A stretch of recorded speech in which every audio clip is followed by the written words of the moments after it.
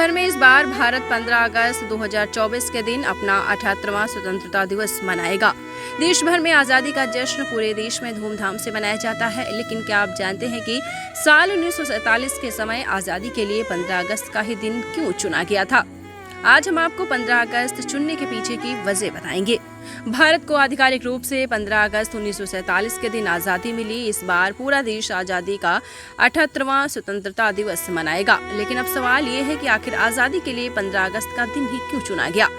British शासन के मुताबिक भारत को 30 जून 1948 को आज़ादी दी जाने वाली थी, लेकिन उसी समय नेहरू और जिन्ना के बीच भारत और पाकिस्तान के बंटवारा पर एक बहुत बड़ा मुद्दा बन गया।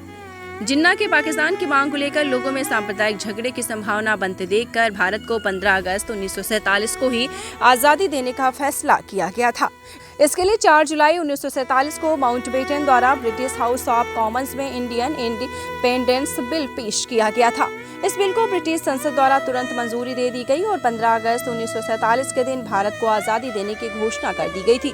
भारत के आखिरी वायसराय लॉर्ड माउंटबेटन की जिंदगी में 15 अगस्त का दिन बहुत ही खास था।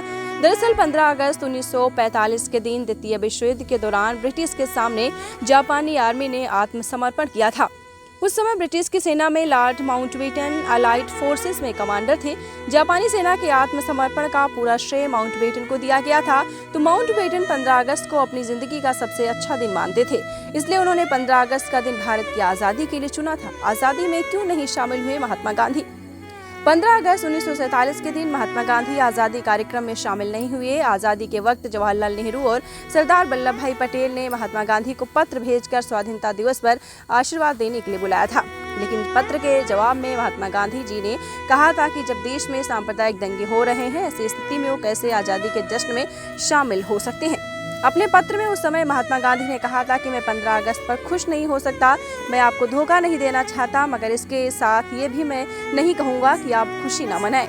उन्होंने कहा था कि दुर्भाग्य से आज हमें जिस तरीके से आज़ादी मिली है, उसमें भारत पाकिस्तान के बीच भविष्य के संघर्ष के बीज भी हैं।